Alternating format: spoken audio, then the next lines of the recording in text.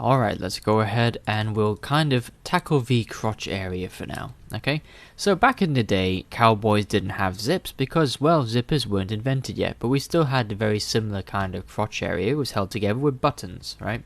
So we want to basically create something that's similar to this, so we don't want, I mean, back in those days it probably would have been quite ill-sized, big, ugly pieces of fabric, but for us we can kind of make it a bit nicer, let's say. So let's kind of focus on this here as our kind of key reference. So we'll undo that mask that we used for the belt loops now, and we'll look more specifically at here. Now it's always nice to go ahead with the mask tool and just kind of draw in just what you'd want, essentially, the size there. And of course, back in the day there were no kind of women's, kind of trousers and stuff like that, so it's basically going to be the same as a male's trousers, but we can take liberties, can't we? We can just make it nice, because again, our character's based in fantasy with only some choice selects of reality kind of making an appearance. So something like that, probably a bit too big. You might want to, actually I think it's always in my experience to create this area be a bit bigger than it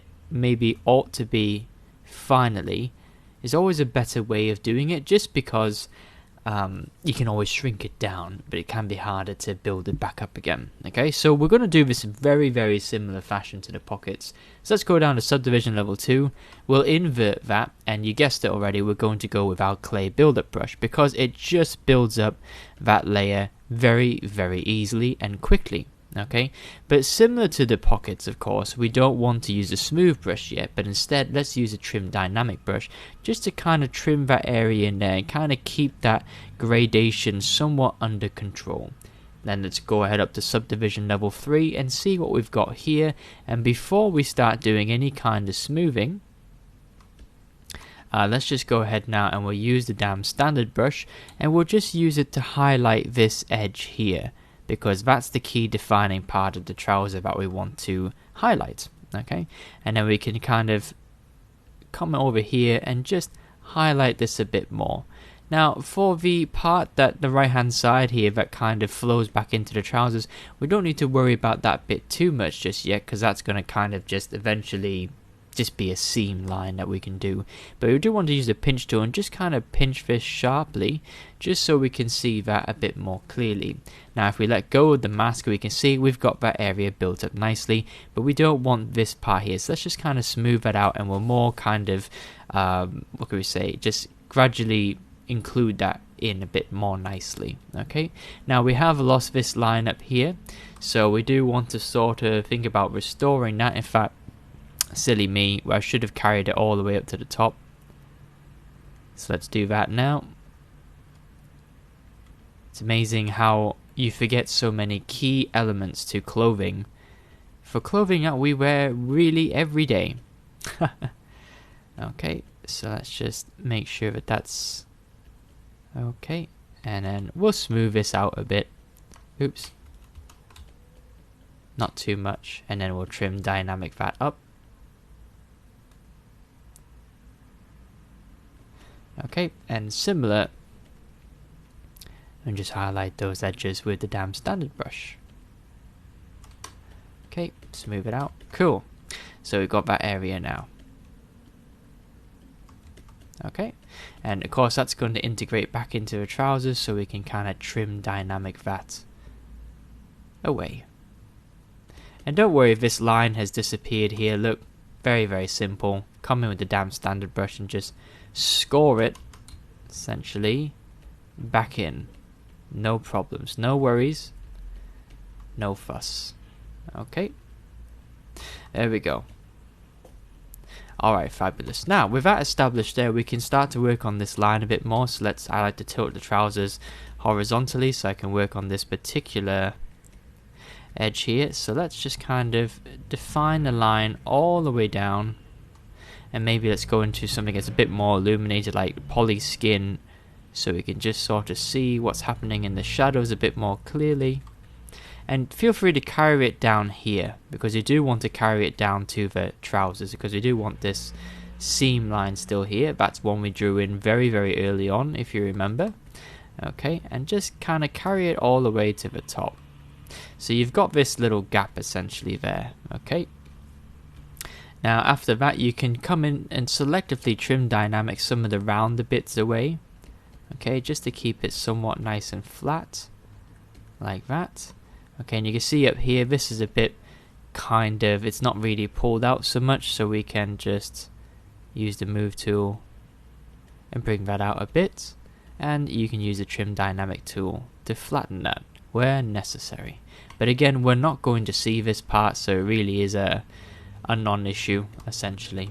Okay, and we don't really want to do much more than this now. All we want to do here is just come in with the damn standard brush, and you can swap between the kind of third and fourth subdivision level and just kind of introduce a seam line here.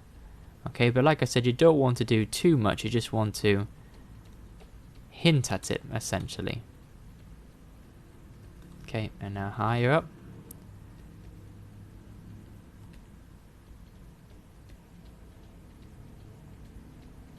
Just kind of, okay. Alright, and then of course to tidy that line up, you can use your pinch brush.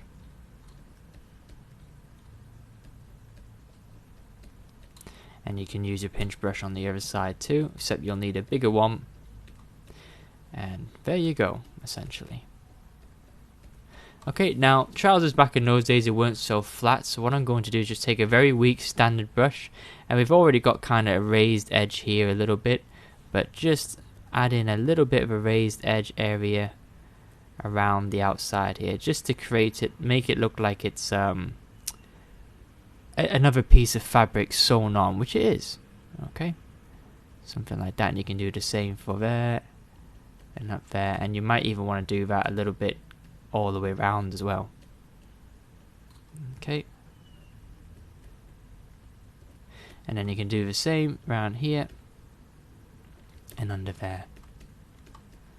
Okay, so if we solo that back out, we can see we've got that there, but we don't see that part, so let's go down to the subdivision level 2. We'll use our, nope, not focal shift, we'll move this back in under the belt, and then we'll move that just up, and this is your chance to sort of adjust its final sizing to your liking. Okay, cool. Alright, so with that sort of taken care of, just slant it over a bit, we can now look at creating some seam lines. So what do I mean by this? So you could do lines like that essentially. So what I'd recommend to do for something like that is we probably want to hide the belt and the vest yet again, and the scabbard belt, so you have full look at the trousers. You might even want to hide the shirt, honestly. Okay, there we go. So you can essentially, you see here where we've got that line, you could basically sort of play on the idea that that's being pulled. So you could almost do something like that and just really pull on it and then just have it flick out there, something like that. I quite like the look of that, so I think I'll repeat it over here. But of course don't make it too symmetrical. Okay, you do want, oops, I realised I've done that the wrong way. Don't make it too symmetrical, try and keep it unique looking, so that this doesn't look like a copy-paste job. Okay, you can use the pinch tool of course, and then here as well. I mean, you could elect to go subdivision higher, I guess. Just simple little things, I guess, just help sell the realism of the trousers. And then you can do one for the other side. Again, but just, you know, make it sort of strokes sort of randomized, don't make them all look the same. It's just where the trousers would fall due to the tightness of the straps essentially. Okay, so that's what you can do. If you don't know what I'm doing, there's a better picture over down here. You can see there that that's how it's, and you can do it almost anywhere. You could even do it here, so maybe I might do a small one there, just kind of really dig in, and then just, there you go. So it's just basically using a damn standard brush and the inverse of it to create a kind of pinching in the trouser line. Okay, you might disrupt the trouser line a little bit like that, but there's nothing the damn standard brush can't just fix by itself. Okay, and of course there's going to be more around the sides, so I recommend you do it around the sides more than anywhere else. So if you were to do it here, for instance, that would be a good idea, as the trousers will crease generally around the sides, and there's no reason why you can't have them going in the opposite direction as well. Okay, and this is just adding that kind of small level of detail that's just appreciated. It's not, okay, what can we say, sort of necessary, but it's nice to see, it's nice to have.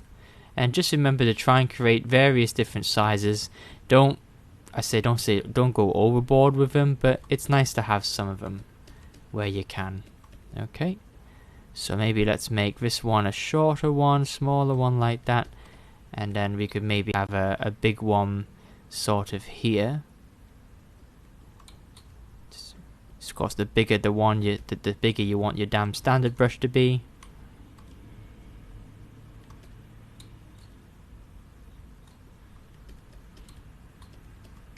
And really kind of cut in there with the damn standard brush. Sell the idea that it is creased like that.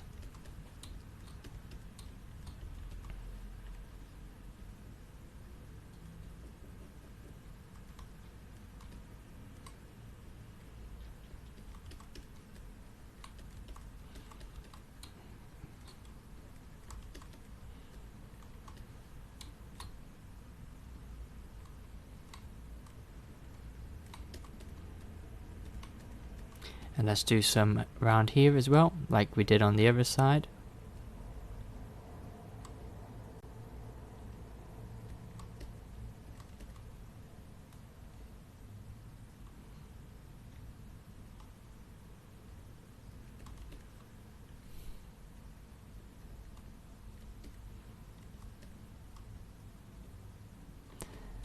Okay, maybe some round the front.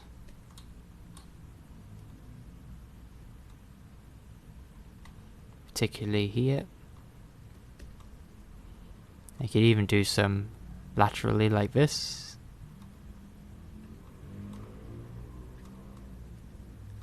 Which there will no doubtly be. You can already see there's some there just from the sculpting that we've already done.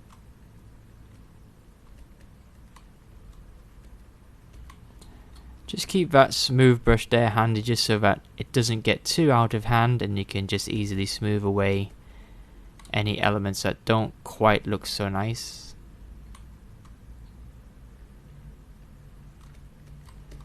Okay.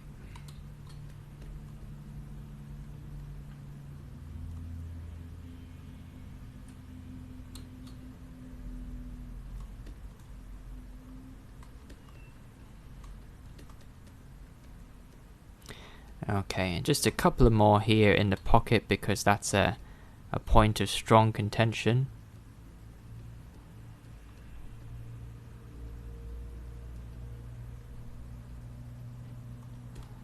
Okay, and of course, any other areas you'd like to sort of just create an inflate effect at the top. So change the size of the kind of folds a bit, so that they're not all so crisp and sharp. Some are quite rounded.